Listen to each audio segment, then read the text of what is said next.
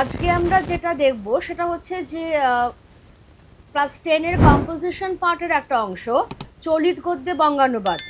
মাধ্যমিক পরীক্ষায় এটা কম্পালসারি থাকে কোয়েশ্চেন নাম্বার 9 হিসেবে। এবার চলিত গদ্যে বঙ্গানুবাদের ছোট ছোট কিছু বেসিক নিয়ম আমাদের জেনে রাখতে হবে। প্রথমটা কি? প্রথমটাই হচ্ছে যে প্যারাগ্রাফটা আমাদেরকে দেওয়া হবে সেই প্যারাগ্রাফটা বারবার পড়তে হবে। বারবার পড়ে সেটা সম্পর্কে একটা সামগ্রিক ধারণা আমাদের গড়ে তুলতে হবে। কেমন? তাহলে বারবার পড়াটা খুব দরকার। এরপর যেটা হবে, এক একটা সেন্টেন্স, এক একটা যে ইংলিশের সেন্টেন্স দেওয়া রয়েছে সেটার মূল ভাবটা বুঝে নিতে হবে এবং তারপর সেটাকে বাংলায় অনুবাদ করতে হবে।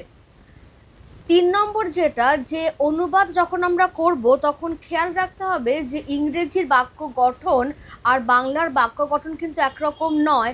কাজেই বাংলার বাক্য গঠন অনুযায়ী সাজিয়ে লেখাটা খুব দরকার। আক্ষরিক অনুবাদ কোনো ক্ষেত্রেই চলবে না, কারণ সেটা ভীষণ উৎকট হয়ে যাবে।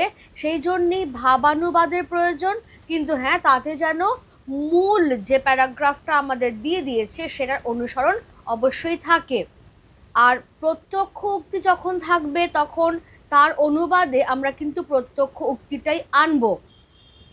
সবচেয়ে বড় কথা, এমনভাবে তাহলে আমাদের অনুবাদটা করতে হবে সেটা যেন সুন্দর এবং শ্রুতিমধুর হয়। ঠিক আছে? তাহলে যেটা আমি বললাম যে প্রদত্ত যে অনুচ্ছেদ আমাদের বারবার পড়তে হবে, কারণ হতেই পারে যে আমি কমন পেয়ে গেলাম, অনেক প্র্যাকটিস করেছি, কমন পেয়ে গেলাম, ওয়েল অ্যান্ড গুড। যদি আমি কমন না পাই তাহলে সেক্ষেত্রে বারবার পড়লে একটা সামগ্রিক ধারণা তো তৈরি হবে যার বেসিসে আমি অনুবাদটা করতে পারবো। এবার সেক্ষেত্রে যদি একটা বা দুটো ওয়ার্ড আমার একটু অচেনা লাগছে, আমি চিনে উঠতে পারছি না, ছেড়ে দাও সেটাকে। পুরোটা যখন তুমি করতে পারছো তখন সেটার কাছাকাছি মিনিং ধরতে পারবে, সেটা দিয়ে যথেষ্ট। এবার পুরো প্যাসেজটা পড়ে একটা মূল ভাব তোমার ধারণায় চলে এলো। তারপর তুমি এক একটা করে ইংলিশের সেন্টেন্স ধরো এবং মনে মনে সেটা বাংলা ভাবতে থাকো। অবশ্যই ভাববে, কিন্তু একদম লাইন বাই লাইন বা ওয়ার্ড টু ওয়ার্ড কিন্তু বাংলায় অনুবাদ হবে না। দেখে নিতে হবে যে ভাবানুবাদ, মূল কথাটা কি বলতে চাওয়া হয়েছে, কিন্তু সেখানে যেন মূলের অনুসরণটা থাকবে। আর সবসময় খেয়াল রাখতে হবে যে ইংরেজির বাক্য গঠন বাংলার বাক্য গঠন একরকম তো নয়। কাজেই বাংলায় আমরা যেভাবে বাক্য লিখি বা বলি সেইভাবে সাজিয়ে নিয়ে, কারণ ইংলিশে ইউজুয়ালি যেটা হয় সেটা হচ্ছে যে ভার্বটা আগে থাকে, আর বাংলায় যেটা ইউজুয়ালি হয় সেটা হচ্ছে ভার্বটা পরে থাকে, অর্থাৎ কর্তা কর্মক্রিয়া। কেমন? এস ও ভি প্যাটার্ন যেটা থাকে বাংলায়, অর্থাৎ সাবজেক্ট অবজেক্ট ভার্ব, এইরকম ভাবে। তো সবসময় সেটা আমাদের পক্ষে মানা সম্ভব হয় না। সেজন্যই বললাম যে পুরো অনুবাদটা হয়ে যাবার পর দেখতে হবে সেটা যেন সুন্দর হচ্ছে এবং শ্রুতিমধুর হচ্ছে। এবার সেইটা করবার জন্য যেটা আমার দরকার, কোনো একটা শব্দের যদি একাধিক সমার্থক শব্দ থাকে তাহলে পুরো প্যাসেজটা পড়ে যে মিনিংটা সবচেয়ে বেশি গ্রহণীয় সেটাকে গ্রহণ করতে হবে। আমি এরপরে যখন আরেকটা আলোচনা করব, এটা প্রথমটা আমি একটা আলোচনা করে নিই, তারপরে যখন আমি আরেকটা আলোচনা করব তখন এই বিষয়গুলো ধীরে ধীরে ক্লিয়ার হবে। এবারে যেটা বললাম যে যখন প্রত্যক্ষ উক্তি থাকবে তখন সেটার অনুবাদে কিন্তু প্রত্যক্ষ উক্তি ব্যবহারই করতে হবে, যে you have to do your duties, তোমাকে তোমার কর্তব্যগুলি করতে হবে। এই যে তখন যদি বলো যে আমাদের কর্তব্য করা উচিত, সে বললে কিন্তু হবে না। You have to do your duties মানে তোমাকে তোমার কর্তব্য করতে হবে। ডিরেক্ট স্পিচে আছে, সেজন্য ডিরেক্ট স্পিচে আমরা অনুবাদ করব। কেমন? এবারে তাহলে চট করে দেখে নাও যে 2025 সালে মাধ্যমিকের কি রকম ধরনের কোয়েশ্চেন এসেছিল। এটা হচ্ছে 2025 সালের মাধ্যমিকের কোয়েশ্চেন পেপার। এবার সেখানে দেখে নাও কোয়েশ্চেন নাম্বার 9, আমি বারবারই বলে দিয়েছি কোয়েশ্চেন নাম্বার 9এই বঙ্গানুবাদটা থাকে। ইনস্ট্রাকশন কীরকম থাকছে দেখে নাও। ইনস্ট্রাকশন থাকছে হচ্ছে চলিত বাংলায় অনুবাদ করো, এরকমভাবে থাকে। প্যাসেজটা কি দিয়েছে দেখো, প্যাসেজটা যেটা দিয়েছে সেটা হচ্ছে work is another name of life, idle persons have no place on earth, wastage of time means wastage of life. If you want to be happy, you have to do your duties regularly.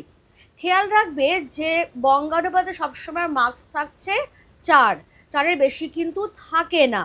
এবার আমি যেটা ছেলে মেয়েদের suggest করব সেটা হচ্ছে যে যখন তোমরা বাংলায় অনুবাদটা করবে, তোমাদেরকে একটা প্যারাগ্রাফে দিয়ে দিল ডেফিনেটলি, তুমি যখন অনুবাদটা করবে তখন আলাদা আলাদা বুলেট দিয়ে 4টে সেন্টেন্সের 4টে বাংলায় অনুবাদ করবে। তাতে দুটো সুবিধে, এক্সামিনার যখন মার্কস দেন তখন পাশে পাশে তাদেরকে পার্ট মার্কিং করতে হয়, যে কোনো সেন্টেন্সে একে তুমি 1 পেলে কিনা তাহলে 1+, একে তুমি হাফ পেলে কিনা তাহলে হাফ দেওয়া হচ্ছে, এই রকম। এটা এক্সামিনারদের সুবিধের জন্য তোমায় করতে হবে।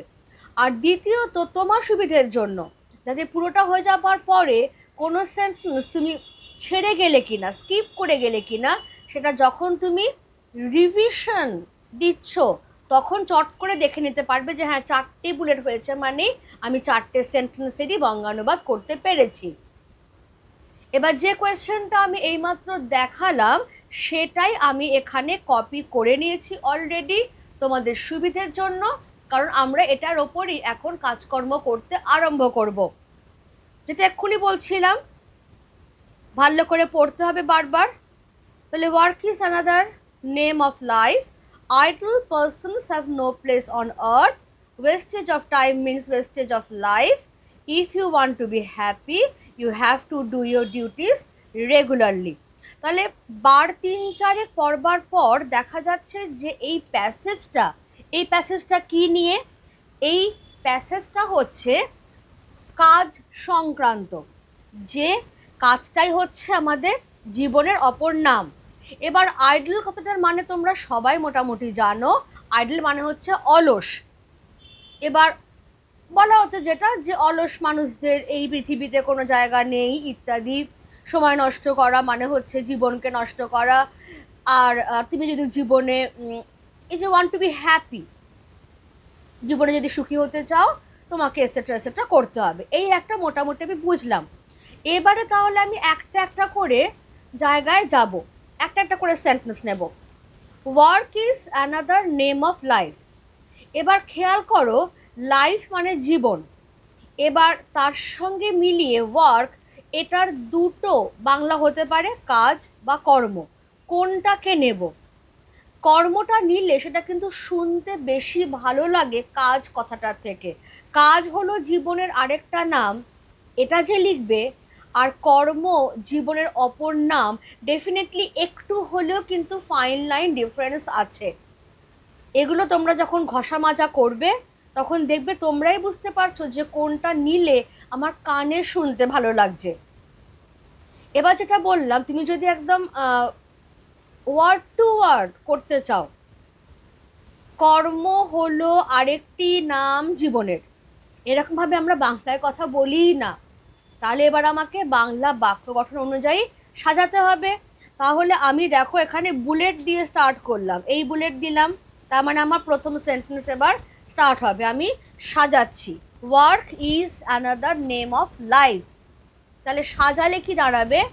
কর্ম জীবনের অপর নাম।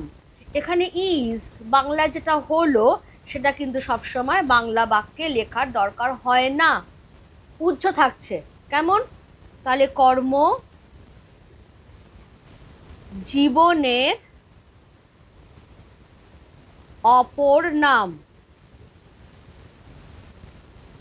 কেউ এভাবেও লিখতে পারো কিন্তু যে জীবনের অপর নাম কর্ম, ইট ইজ অলসো কারেক্ট। এবারে হচ্ছে নাম্বার 2, সেকেন্ড বুলেট দিলাম আমি। সেকেন্ড বুলেটে কি আছে? Idle persons have no place on earth. Earth মানে পৃথিবী আমি জানি, আইডল মানে অলস আমি জানি। এবার যদি আমি বলি যে অলস লোকদের পৃথিবীতে কোনো জায়গা নেই, একটা পার্টিকুলার ওয়ার্ডের জন্য একটু কটু লাগছে বাক্যটা, কোন একটা ওয়ার্ড? সেটা হচ্ছে লোকদের। এবার এই লোকদের বদলে কেউ করতে পারো মানুষ।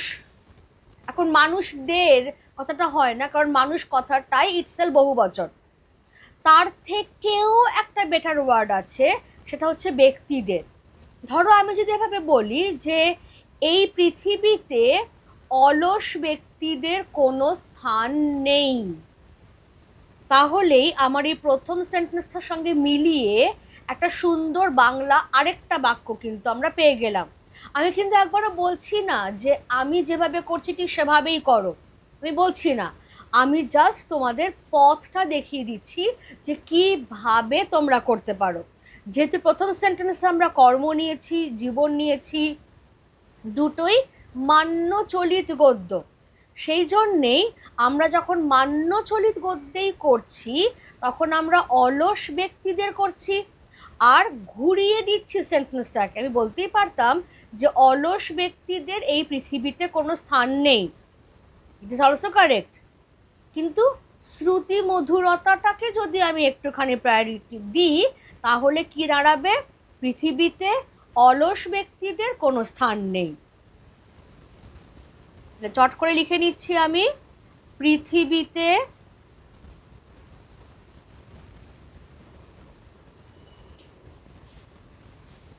অলস ব্যক্তিদের কোনো স্থান নেই। এবার এই স্থান কথাটার জায়গায় তুমি জায়গা কথাটা আনতেই পারতে, কিন্তু দেখো যেখানে পৃথিবী কথাটা আছে, অলস ব্যক্তি তাদের সঙ্গে মিলিয়ে আবার জায়গা কথাটার কোনো জায়গা নেই, সেজন্যই স্থান কথাটা আমাকে আনতে হচ্ছে। এবারে চলে এসো আমার 3 number sentence, wastage of time means wastage of life. এবার এই ওয়েস্টেজ কথাটার মানে হচ্ছে নষ্ট করা, কেউ অপচয় কথাটাও আনতে পারো। তাহলে আমি যদি বলি সময় নষ্ট করার অর্থই জীবনকে নষ্ট করা, কারণ ওই যে বললাম যে হলো কথাটা আমরা বাংলায় খুব একটা বেশি ব্যবহার করি না। আবার কেউ এভাবে করতে পারো যে সময়ের অপচয়ের অর্থ জীবনের অপচয়। কেমন? তাহলে আমি যদি প্রথমটা নিই যে সময়, টাইম, সময় নষ্ট করার অর্থ জীবনকে নষ্ট করা, কেমন?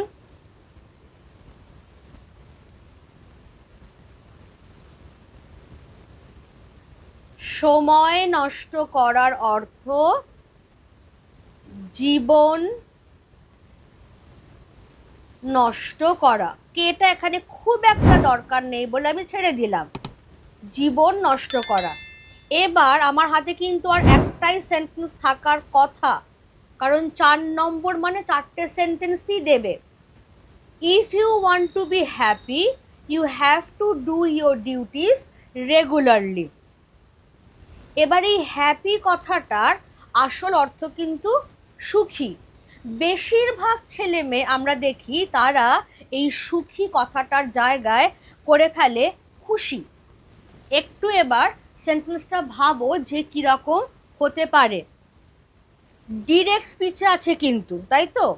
ডিরেক্ট স্পিচে যদি তুমি জীবনে সুখী হতে চাও, if you want to be happy, একটা প্রেস চলে গেল সেন্টেন্সটার, যদি তুমি জীবনে সুখী হতে চাও তবে তোমাকে তোমার কর্তব্যগুলি নিয়মিত পালন করতে হবে, এইটা। এবারে একটা কথা বলে দিই, যখনই ইউ মাস্ট বা ইউ হ্যাভ টু আসছে তখন করতে হবে, আর যখন শুড দিয়ে কিছু আসে তখন করা উচিত। এই ছোট্ট ছোট্ট জায়গাগুলো কিন্তু খেয়াল রেখো, কেমন? তাহলে আমরা কি করছি এখানে, যদি তুমি, ইফ ইউ, যদি তুমি সুখী হতে চাও তবে তোমাকে তোমার কর্তব্যগুলি নিয়মিত পালন করতে হবে, কেমন?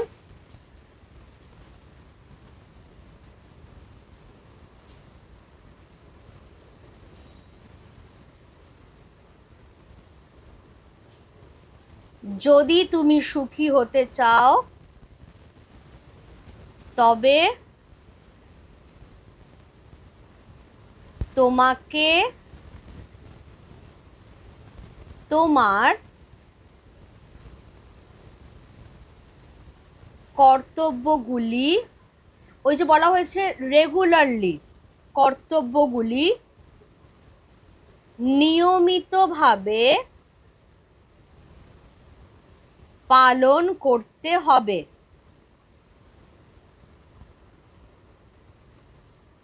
এই হয়ে গেল তোমার পুরো আনসার। পুরোটা সাজিয়ে নিয়ে যখন আমরা পড়ছি, লাস্টে যখন আমরা রিভাইজ করছি, তখন আমরা দেখব যে গোটাটা এমন একটা কম্প্যাক্ট জিনিস তৈরি করেছে, কোথাও খাপ ছাড়া লাগছে না। কারণ কর্মের সঙ্গে মিলিয়ে জীবন, জীবনের সঙ্গে মিলিয়ে পৃথিবী, পৃথিবীর সঙ্গে মিলিয়ে অর্থ, অর্থের সঙ্গে মিলিয়ে কর্তব্য, অর্থাৎ এমন এমন শব্দগুলো আমরা বেছে নিয়েছি যেগুলোর পরস্পরের মধ্যে একটা সামঞ্জস্য আছে। তাহলে এর ফলে আমরা যখন পুরোটা পড়ছি আমাদের কিন্তু কানেও একটা শুনতে ভালো লাগছে। মেন পারপাস হচ্ছে আমাদের বঙ্গানুবাদে একটা মার্কসও ছাড়া যাবে না, বঙ্গানুবাদে আমাদের ফুল মার্কস তুলতে হবে, এবং সেই জন্যেই প্র্যাকটিস করতে হবে। সেই জন্যেই যে কটার নিয়ম আমি বলে দিলাম সেই নিয়মগুলো ধরে প্র্যাকটিস করো, তাহলেই দেখবে জিনিসটা অনেক ইজি হয়ে গেছে। এবারে চলে এসো আমরা যদি আর একটা একটু প্র্যাকটিসের দিকে যাই, আর একটা প্র্যাকটিস করে নেব। আমি ক্লাসেই দুটো প্র্যাকটিস করিয়ে দিচ্ছি যাতে তোমাদের পক্ষেও বিষয়টা বুঝতে একটু সুবিধে হয়। ভালো করে একটুখানি দেখো কি আসছে।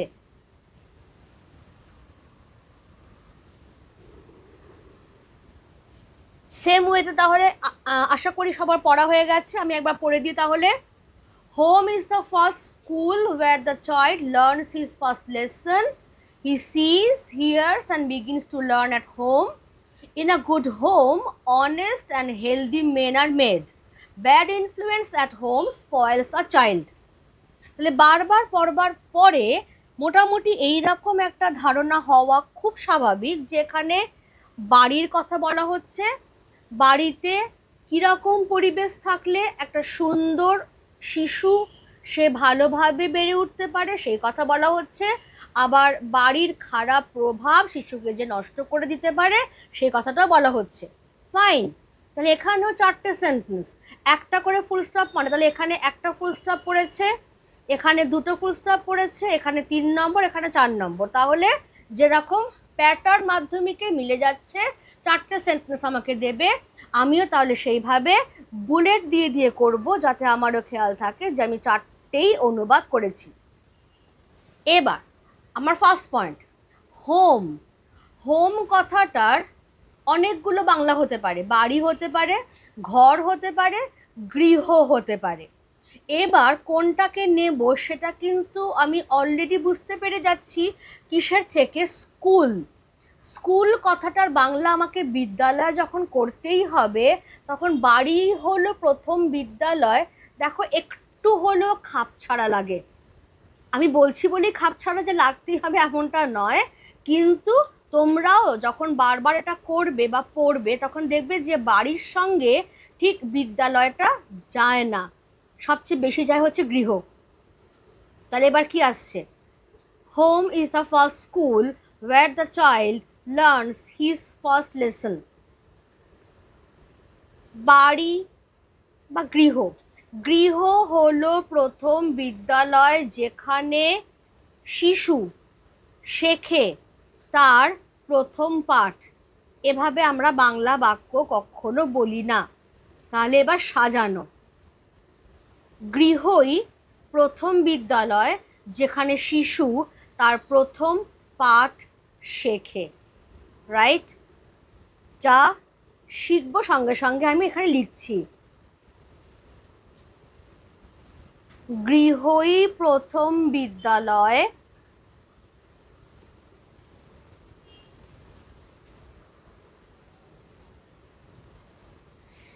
যেখানে শিশু তার প্রথম পাঠ শেখে। অনেকে এই পাঠ শেখের জায়গায় তার প্রথম শিক্ষা গ্রহণ করে, এরকমও কিন্তু করতে পারো, ভুল নয়। এবারে এসো number 2, he sees, hears and begins to learn at home. এইটা করবার সময় অনেকেই যেটা করে ফেলে সেটা হচ্ছে যে সে দেখে, শোনে এবং গৃহেই শিখতে শুরু করে। অ্যাকচুয়ালি কিন্তু গৃহটা কমন নিতে হবে আমাদের, মানে ব্যাপারটা হচ্ছে এমন, এখানে এটা যেটা বলতে চাওয়া হচ্ছে যে বাড়িতেই সে দেখে, শোনে এবং শিখতে শুরু করে, রাইট? তাহলে গৃহটা কমন নিয়ে নিচ্ছি আমি। তাহলে গৃহেই সে দেখে, শোনে এবং শিখতে শুরু করে। বোঝা গেল কি বলছি? গৃহেই সে দেখে, শোনে এবং শিখতে শুরু করে। এবার 3 নম্বর সেন্টেন্স কি বলা হচ্ছে? In a good home honest and healthy men are made. তাহলে অনেস্ট মানে হচ্ছে সৎ, হেলদি মানে হচ্ছে স্বাস্থ্যবান। মেন এখানে ছেলে বা পুরুষ বুঝো না, মেন কথাটা জেনারেল সেন্সে ধরতে হবে আমাদের, মানুষ। এবার গুড হোম, ভালো গৃহ না সুগৃহ? তোমরাই বলো কোনটা নেব? সুগৃহ করলেই তো ভালো হয়। তাহলে সুগৃহে, এখানে ইন আ, এই একটি সুগৃহে, একটি কথাটা দরকার হচ্ছে না। তাহলে সুগৃহে সৎ এবং স্বাস্থ্যবান মানুষ গড়ে ওঠে, রাইট?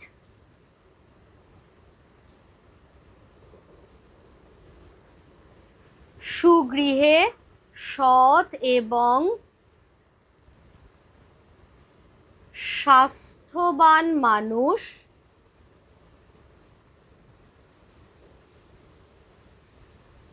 গড়ে ওঠে। এবার লাস্ট সেন্টেন্স পড়ে রয়েছে আমাদের, bad influence at home spoils a child. Bad influence, bad মানে খারাপও হতে পারে, ব্যাড মানে বদও হতে পারে, ব্যাড মানে কুও হতে পারে। এবার ইনফ্লুয়েন্স মানে হচ্ছে প্রভাব। এবার প্রভাবের সঙ্গে খারাপ প্রভাব, বদ প্রভাব না কুপ্রভাব, কোনটা সবচেয়ে বেশি অ্যাপ্রোপ্রিয়েট? ডেফিনেটলি কুপ্রভাব। তাহলে গৃহের কুপ্রভাব শিশুকে নষ্ট করে দেয়।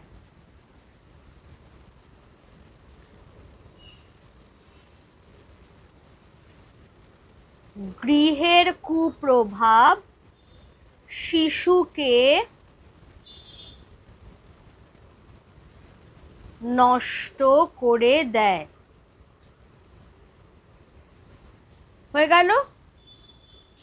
তাহলে এই হচ্ছে, এইটা যেটা রয়েছে আমাদের ইংলিশটার, তার বাংলা অনুবাদ। আমি জাস্ট একটা মডেল এখানে দিয়ে দিলাম, এটাই যে ফলো করতে হবে এমনটা নয়, কিন্তু এই রকম ভাবে করলে জিনিসটা সব দিক থেকে সুন্দর হয়, শ্রুতিমধুর হয়, এবং তুমি একদম কনফিডেন্ট এনাফ হতে পারো যে আমি প্রত্যেকটা সেন্টেন্সে 1 করে স্কোর করব, তার মানে 4 on 4 আমি স্কোর করতে পারবো।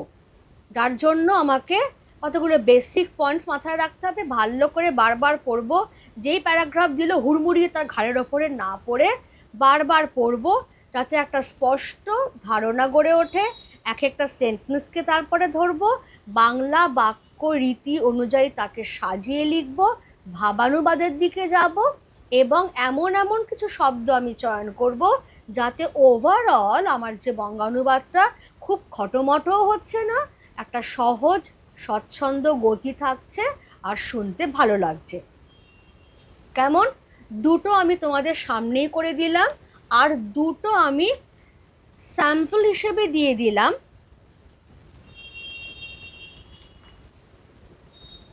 যেগুলো তোমরা বাড়িতে একটু সলভ করবে, আর কমেন্ট বক্সে পারলে আমাকে একটুখানি জানাবে যে কোথাও কারোর বুঝতে কোনো অসুবিধে হচ্ছে কিনা।